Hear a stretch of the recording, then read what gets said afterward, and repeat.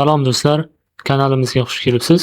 Bugungi darsligimiz juda ko'pchilik so'rab kelayotgan mavzuga bag'ishlangan anti-detect browser va proxy serverlar. Agar siz trafik, ya'ni katta boshqa insonlar bilan, ko'p insonlar bilan ishlayotgan bo'lsangiz yoki ijtimoiy tarmoqlarda ko'p akkauntlarni boshqarsangiz yoki shunchaki internetda anonimlik haqida qiziqsangiz, bu video aynan siz uchun. Bugun men sizlarga noldan boshidan tushuntirib beraman. Proxy server nima va qanday ishlaydi, proxy'ni turlarini, ularning farqlarini, anti-detect browser nima uchun kerak, qaysi vositalarni tanlash kerak, narxlari qancha, shular haqida gaplashamiz. Tayyor bo'lsangiz, qani boshladik. Dastlab bugungi darsligimizni qisqacha mundarijasi bilan tanishtirib o'tsam, proxy server nima? Ikkinchisi proxy'ning turlari haqida gaplashamiz, anti-detect browserlar haqida gaplashamiz, qanday ishlaydi, foydalanish holatlari, top vositalar bilan ishlaydi. Shular haqida gaplashamiz. Demak, boshladik. Proxy server nima? Proxy server bu foydalanuvchi va internet o'rtasida vositachi bo'lib xizmat qiluvchi server.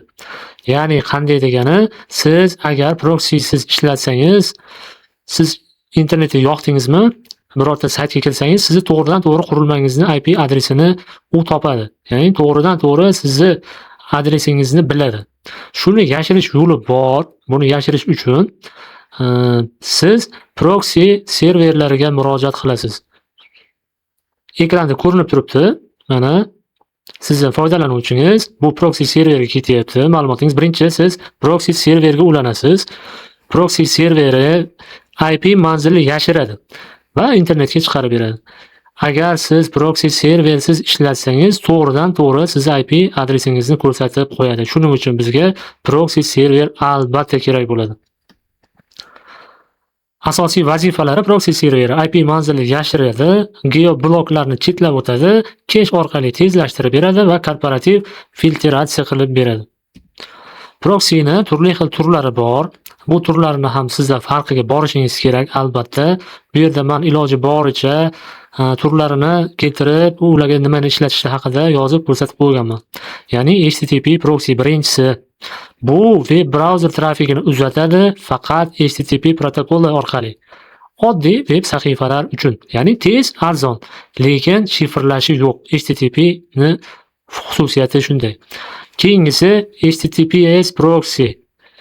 CCL, TLS shifrlash bilan ishlaydi, xavfsiz aloqa bilan ta'minlaydi, moliyaviy saytlar uchun hisoblanadi. Xavfsiz, shifrlangan, biroz sekinroq ishlaydi, lekin biroz sekinroq ishlaydi. Endi biz uchun eng qulayi, lekin juda ham foydali tur haqida gaplashamiz. Bu SOC S4 yoki SOC S5. Barcha turdagi trafikni TCP, UDP ni qo'llab-quvvatlaydi, har qanday ilova bilan ishlaydi, universal moslashuvchan hisoblanadi, sozlash sal murakkabroq hisoblanadi. Buni sozlab qo'yiladi. Va eng zo'ri bu rezidental bo'ladi. Haqiqiy foydalanuvchi qurilmalarning IP laridan foydalanadi. Eng ishonchli va tanilib bo'lmaydigan. Bu bilan foydalansangiz, sizni hech qaysi sayt, hech qaysi kanal, hech qaysi qurilma sizni aniqlay olmaydi. Eng yashirin IP bilan, real insonlarning IPsi bilan yashiriladi, lekin narxi biroz qimmatroq hisoblanadi. Ana endi do'stlar, anti-detect browser haqida gaplashamiz. Anti-detect browser nima? Anti-detect browser bu brauzerlarning barcha identifikatsiya ma'lumotlarini fingerprint, ya'ni soxtalashtiriladigan maxsus browser hisoblanadi. Har bir profil butunlay alohida qurilma sifatida ko'rinadi. Browser fingerprint nima? User agent, ya'ni browser turi va versiyasi hisoblanadi. Screen resolution, ekran o'lchami 1920 ga 1080, time zone, vaqt mintaqasi UTS-5. E'tibor bering, mana shu narsa sizlarga kerak, chunki anti-detect browserni sozlashimiz uchun kerak bo'ladi. Darsni oxirida biz amaliyotda ham shu narsalarni qo'llashimiz kerak. Language browser tili, WebGL canvas bo'ladi, grafik karta imzosi bo'lishi kerak, fonts o'rnatilgan shriftlar ro'yxati. E'tibor beringlar, mana shu narsalarni sozlab qo'ysangiz, anti-detect browseringiz yaxshiroq ishlaydi. Qanday yechim beradi? Har profil uchun alohida fingerprint Har safar yangi real ko'rinishdagi ma'lumotlar, har xil OS va qurilma simulyatsiyasi, har profil uchun proksi, cookie beradi. Profillarni bulutda saqlab beradi. Qanday ishlaydi?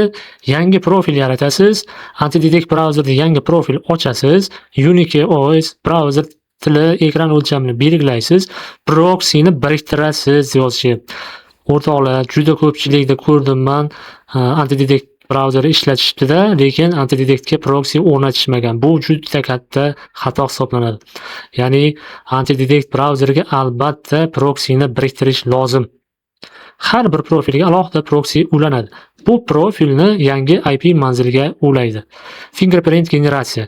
Brauzer avtomatik tarzda yangi real ko'rinishdagi digital imzo yaratib beradi. Xavfsiz ishlatish uchun endi har bir profil alohida virtual odam, ya'ni saytlar bu profillarni bog'lay olmaydi.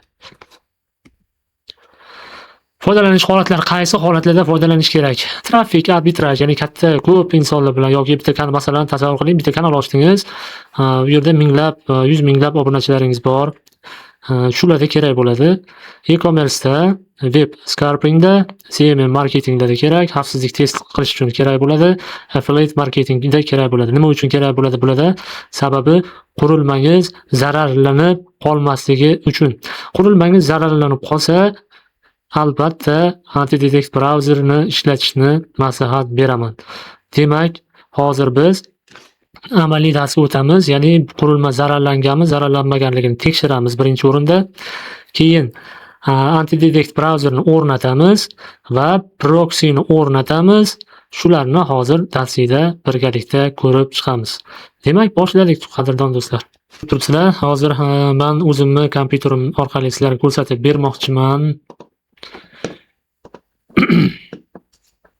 Dastlab maxsus saytimiz bor. Ana shu sayt orqali siz o'zingiz qurilmangizni IP adresini bilib olishingiz kerak. Bu adresni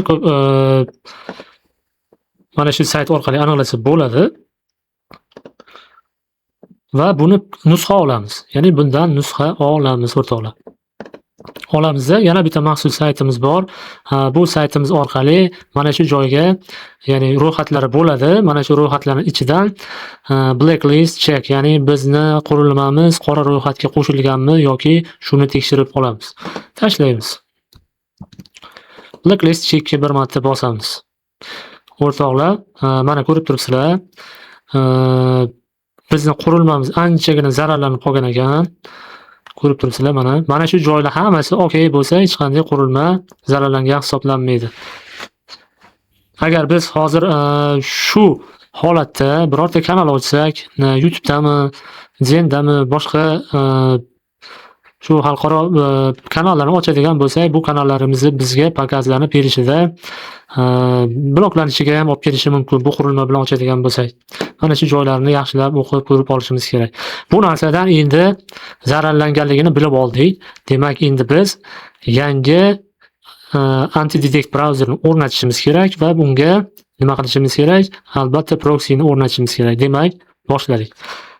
Bizda oddiygina bir Dolphinni olamiz. Dolphin. Ana shu ko'rinib turibdi, Dolphin Anti. Bu biroz sekinroq ishlaydi, chunki besplatniyligi uchun.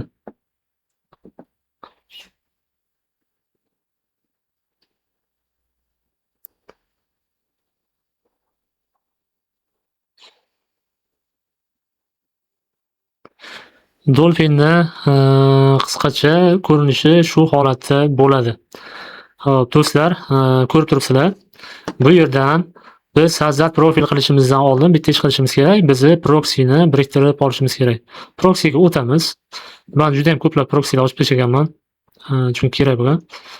Добавить proxy qilamiz. Bu yerga biz sotib olgan proksimizni qo'yamiz. SOC S5 qilib olasizlar. Proxyni olayotganda ham SOC S5 qilib olishingiz kerak. Men tayyor bitta proxyni sotib olganman. Mana shu proxyni mana shu yerga joylayman. Bu qidirib topadi va mana hozir Amerika qilib topib berdi. Men O'zbekistonnikini sotib oldim. Nimaga Amerika qilib Chicago qo'yib yubordi? Hayronman, lekin O'zbekiston qilib olgan edim. Saqtormi? Yo'q. Amerika Chicago qilib oldi. Mayli, buni hozir proksini qo'shamiz va oxirida tekshiramiz. Ba'zida xato aytib qo'yishi ham mumkin, lekin bu yoqda ko'rsak O'zbekiston bo'lib chiqishi ham mumkin. Oxirida IP'sini tekshirib ko'ramiz baribir. Sajdat profil qilamiz. Bu yerdan hop nom yozamiz birorta. Masalan, men Zen kanalim uchun demoqchiman. Yangi Zen kanalim uchun proksi ochmoqchiman.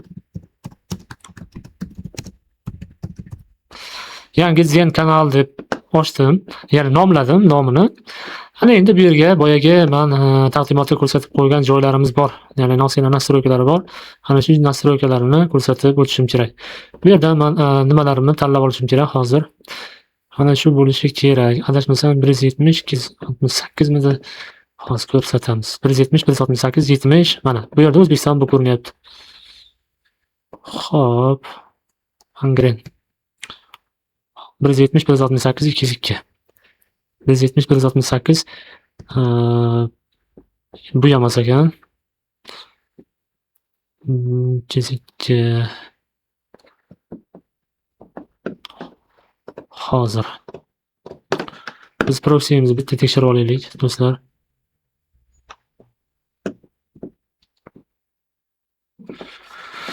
Hop, mana shu yerda рабочий joy oldim. 70 127. Mana shuni ishlatib qo'yishimiz kerak. Hop, soединение qilib ko'ramiz. Проверить соединение. Рабочий holatga o'tdi. Mana shu joy esingizdan chiqib qolmasin. Проверить соединение qilib qo'yasizlar. Va сохранить deb bosasizlar. Shunda ko'rinadi hali joyda. Demak, ishga tushdi bu. Bu yerga o'tamiz. Va boshqatdan Sajdat profil qilamiz. Yangi profil deymiz. Xo'sh, men O'zbekistonni tanlamagan ekanman, boya Amerika qilib sotib olibman-da. Mayli. Bu yerda O'zbekistonning profillarini ham sotib olib qilsa bo'ladi. Yangi profil Zen dedim. Bu yerdan proksini tanlaymiz, do'stlar. Proksini tanlab olamiz. Mana bizning proksimiz turibdi. Amerika Chicago bo'lib chiqdi boya. Demak, proxy Windows 11 tanlaymiz. Xohlasak 10 ni tanlashimiz ham mumkin. Bu yerdan nastroykalarimizni to'g'rilab qo'yishimiz kerak. Proxy qilsak IP so'raydi, agar buni nima qilsak so'ramaydi. Canvas buni real emas, shumga o'tkazib qo'yamiz. Выключить qilib qo'ysak ham bo'ladi. VPN ham выключить qilib qo'yamiz. Client shum qilib qo'yamiz. Часовой пояс bo'lishi kerak. Yazik Часовой poyasi UTS 5 ga to'g'rilab qo'ydi-da. UTS 5 adashmasam UTS hozir Amerikaniki. Bitta taqdimotimizni bitta ko'rib olamiz. Nastroykamizdan time zone UTS plus 5 ekan. Mana shuni sozlab qo'yamiz. UTS plus 5. Bunda chiqmadi. Ha, avto qilib olaversin. Yazik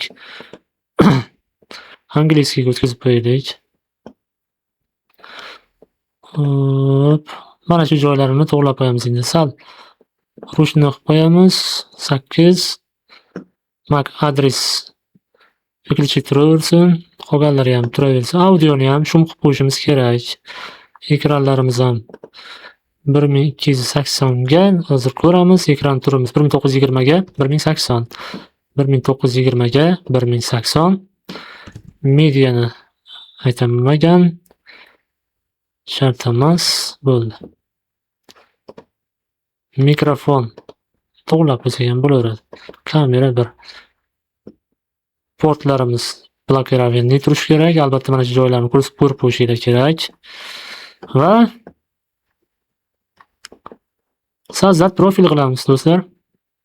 Mana yangi profil Zen degan va albatta proxy bilan ochilgan yangi akkauntimiz, ya'ni profilimiz hosil bo'ldi. Mana bu bitta narsa keyin proxy bilan ishlayotganda ehtiyot bo'lishimiz kerak. Mana shu joy o'chib qoladi. O'chib qolsa, mana shu проверить соединениeni bir marta bosib qo'yasizlar. Проверить соединениeni bir marta bosib qo'yasizlar. Hop. Buni zapust qilamiz. Rostdan ham Amerika Chicago chiqadimi yo'q? Shuni tekshirib olamiz.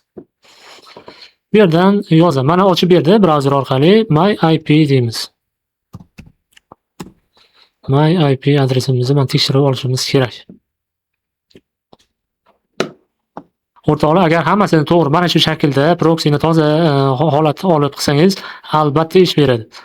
Albatta, ya'ni O'zbekistonnikini sotib oling, chunki agar Zen kanal yuritadigan bo'lsangiz yoki YouTube kanal yuritadigan bo'lsangiz, toza o'sha proksini sal qimmatroqdan olasiz. $2 dan boshlanadi. Menimcha bir oyligi, $2 yoki $4 $10 olasizda, xuddi mana shu tartibda joylashtirib Dolphinga o'rnatasiz.